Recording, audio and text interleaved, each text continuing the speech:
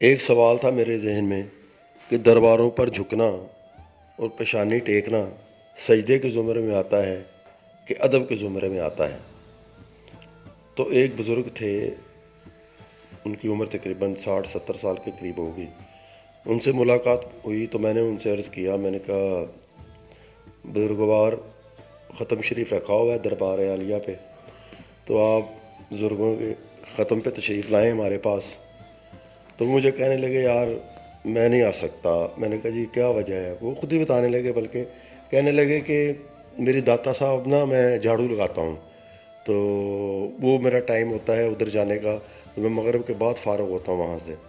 تو میں نے کہا جناب یہ آپ کی کب سے ڈیوٹی لگی ہوئی ہے؟ کہنے لگے کہ مجھے 35-40 سال ہو گئے ہیں یہاں پر جھاڑو لگاتے ہوئے۔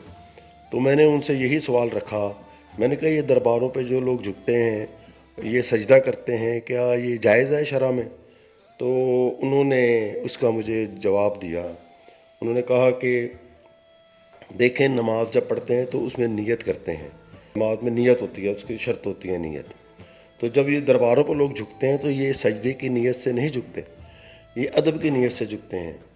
تو اس میں یہ چیز بڑی اہم ہوتی ہے، نیت کا عمل دخل جھکنے میں، کہ یہ سجدہ بنتا ہے یا کہ ادب بنتا ہے۔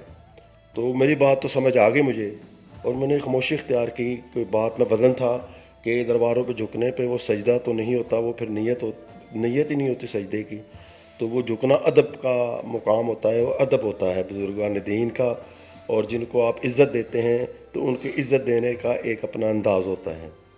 تو آج میں کشف المجوب کا مطالعہ کر رہا تھا، تو اس میں چوتھی فصل میں نے یہ بڑی حدیث مبارکہ، پیغمبر خدا حضرت محمد مصطفیٰ خاتم النبیین رحمۃ للعالمین آپ نے فرمایا کہ نیت المومن خیر من العمل ہی، کہ مومن کی نیت اس کے عمل سے بہتر ہے۔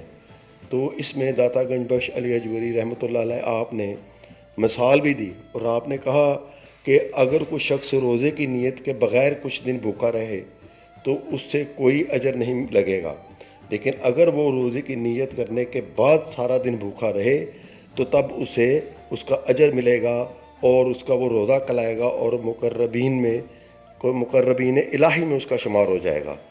تو یہ چیز جون سی ہے کہ نیت جون سی ہے اس کا ہونا مومن کے لیے اس شرط ہوتا ہے، نیت کے بغیر کام جون سا ہے وہ اس کا اجر نہیں ملتا۔ تو اس سے یہ ثابت ہے کہ اگر آپ بھوکے رہیں گے سارا دن بغیر روزے کی نیت سے تو وہ اس کا آپ کو اجر نہیں ملے گا، اور وہ روزہ بھی نہیں کھلائے گا۔ اسی طرح کسی کے لیے ادب سے جھکنا اور وہ سجدہ نہیں کہلاتا، وہ مقام ادب میں آتا ہے، اور اسی لیے کہتے ہیں بزرگ کے با ادب با مراد، بے ادب بے مراد۔ تو گزارش یہ ہے کہ اس کو شرک تو شرک ہی ہوتا ہے اور ادب ادب ہی ہوتا ہے، تو ادب کو آپ شرک کے دائرے میں نہیں لے کے آ سکتے، بلکہ درباروں پر جھکنا شرک نہیں بلکہ شرک کا علاج ہے، کیونکہ یہ انسان کے اندر سے تکبر غرور کو ختم کرتا ہے، اس کو عاجزی اور انکساری سکھاتا ہے۔ وہ شاعر نے کیا خوب کہا ہے، جھکے تھے ہم آپ کے قدموں کو چومنے، جھکے تھے ہم آپ کے قدموں کو چومنے، غیروں نے اس ادا کو سجدہ سمجھ لیا۔